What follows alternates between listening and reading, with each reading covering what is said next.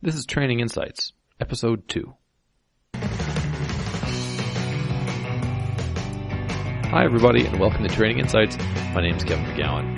Today we're going to stay in my town, actually. I'm in Ottawa, Ontario, Canada. Not sure where you might be.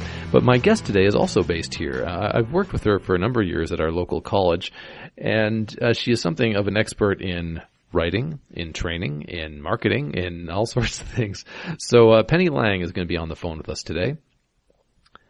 Now, what I wanted to talk to Penny about, I wanted to learn a little bit about her business, how she runs the business as a consultant and working in that writing and learning space, but also wanted to ask her a bit about how she handles her own professional development as a consultant. I know a lot of you out there are consultants, either working, as a temporary position maybe in your company, or you do a lot of project-based work. But regardless, you're pretty busy and you've got a lot of billable hours. So I wanted to ask Penny how she approaches it, because I know she's been doing this kind of work for a number of years. So I thought she'd be a great candidate to ask that question. So, without any further ado, let's call up Penny Lange here in Ottawa. Hi, Penny. How you doing? And how are you, Kevin? I'm doing really well, thanks.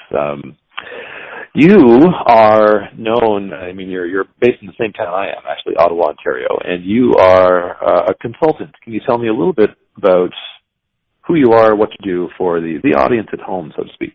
Absolutely. I've been in the game for 30 years. 22 years ago, I went out on my own with my goal just to be a consultant on my own.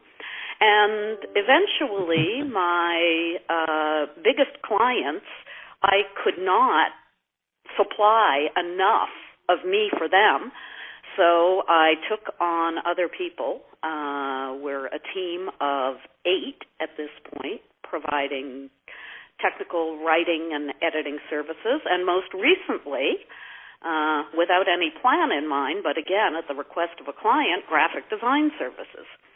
Mostly we deal with private sector high-tech companies and mostly marketing documentation. So brochures, white papers, web content, and like. Right. So it's quite a range, I guess, of things that you work on, and for a number of different clients within the high-tech or different spheres. Correct. And you're all over the place is really kind of what we're saying. and at most points, doing things for at least 2 clients. Right. Well, that sure keeps you busy. What's the life like as a consultant? I know you work out of your home, which is a nice bonus. And as we were talking earlier, on a snowy day like today, that's certainly a benefit. But what's life like as that consultant? Okay, because I prefer to focus on the marketing end of things, people generally will not hire you for X weeks, X months, or X years. So right. It's project by project, and that means it's very bursty. It's either feast or famine. And I chose to trade in the security of being on site at a client's place with a more dependable revenue stream, because I spent enough time working on things like user guides and online help. It didn't interest me as much as the marketing end of things. So, for someone who is willing to be on-site, dedicated to one client, and generally not doing marketing documentation, it's probably a lot saner, a lot more predictable. Mm-hmm. But for quality of life, interest in my work reasons, I prefer to do this the way I have. I've worked totally from home for the past 12 or 13 years. Yeah. So at client sites for meetings, otherwise not. It certainly sounds good. And I know you said off the top that, obviously you're very busy. You have a lot of clients, a lot of projects coming in, kind of project by project. And you also have occasionally new things thrown at you, like you mentioned, graphic design. Yes.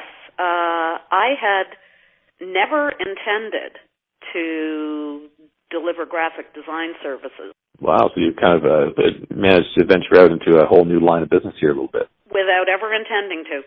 That's great. Which actually, something I wanted to ask you, which I guess is a nice segue, In terms of your own professional development, like if you've got, somebody kind of you can work with on design type stuff, but in terms of your own skills and abilities, and considering you're busy all the time, how do you manage to squeeze in professional development? What kinds of professional development do you do? That is a really good question. You definitely, if you're in the technology field, have to assume that you're going to be a lifetime learner, that things will constantly change, that you'll always be needing to learn new and different things. Earlier in my career, I used to go to a lot of conferences, particularly the annual Society for Technical Communication, SEC, International Conference, which is always held somewhere in the U.S. Now, what I found, the last one I attended, I was a session chair, so more on the teaching end than the learning end, which after you've spent 20 years or more in a field, conferences are geared generally more for junior or intermediate people, not senior people.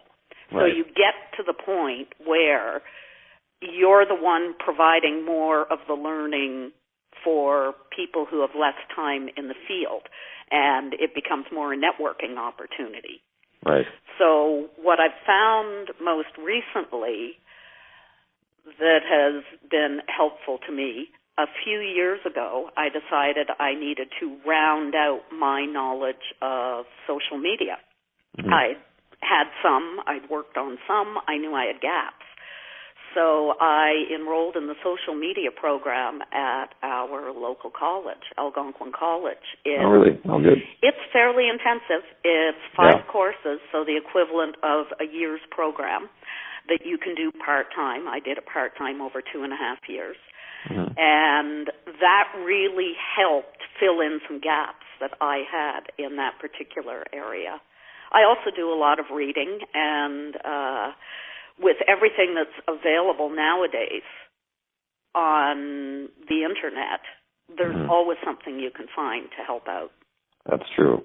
It's that kind of on-demand learning model that's so prevalent out there now. I mean, it's good to take a course or a program like you did, but in a pinch, if you need something ASAP, you can kind of reach out and find an article or video or something like that, right? Definitely. And also using one's network. Yeah. There are people who, there's so many different specializations within our area that if I want to learn something about a specialization that I don't have the background in, I probably know someone who knows more and can steer me in the right direction. Yeah. So a few emails later, you're kind of on the right track. And how, in terms of, because obviously you're super busy, but you're also always learning, and I love, you mentioned that you're a lifetime learner, because most of us in this business, I think, are. That's just our nature. But in terms of your time management, how do you manage to get sleep and and work and stay on top of trends and new technology? Okay, like this probably isn't going to sound very appealing to some people. Sometimes the sleep. Give me the dirt, Penny.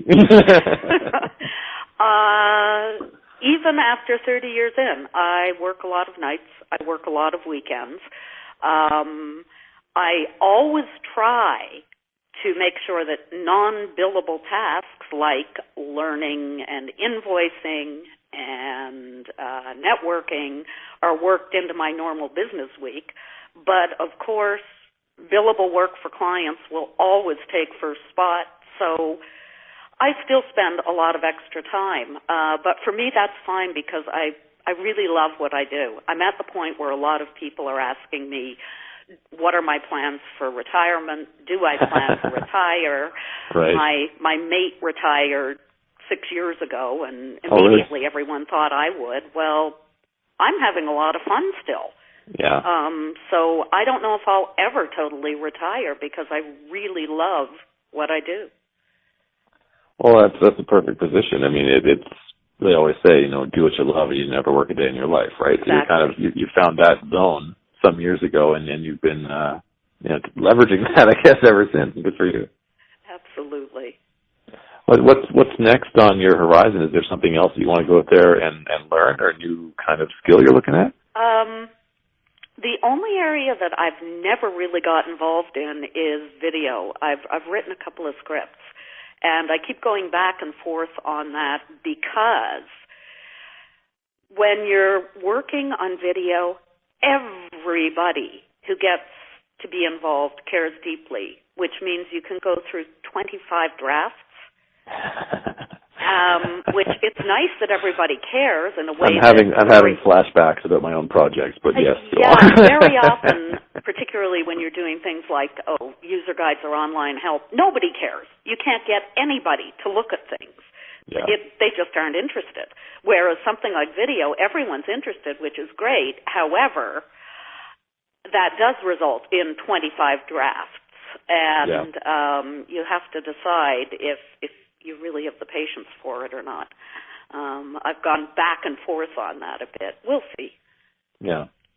That's interesting because in terms of billable time, sure, if you want to have 25 people give their input on this, great. You're paying me for those, all those iterations, right? Exactly. So it comes down to their budget, what they're willing to put up with. And the thing is, very often that is a challenge because if someone doesn't know all the ins and outs of it themselves and how much extra work having all those people involved will require, it can be a challenge to get them to understand that.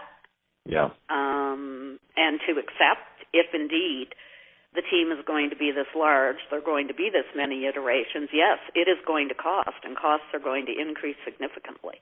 Oh, absolutely. Yeah. I don't know exactly a good ratio, but generally if it's going to be an hour on a document, it's 10 to 20 probably for any kind of video development that you can do. Exactly. And also because of the cost of video, that tends to be generally much larger clients, not the smaller clients. Yeah, for sure. Well, interesting. That could be a whole second conversation we should have sometime about video development, because that's kind of my wheelhouse. So it'd be interesting to talk with you about that too. But for now, I probably learn a lot more from you on that end, Kevin. We should have that conversation offline. That's good. All right. Well, for the purposes of the podcast, I'll let you go, Penny. Thanks so much. But thanks so much for taking the time today. I really appreciate it. It's been a pleasure.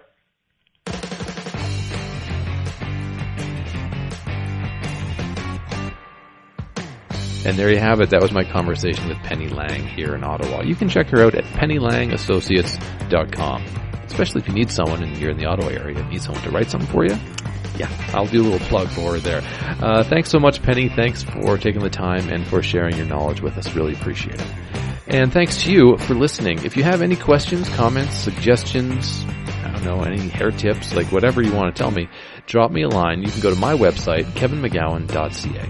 And I want to send a big thank you out to Training Magazine for hosting this podcast. Thanks for listening, and we'll see you next time.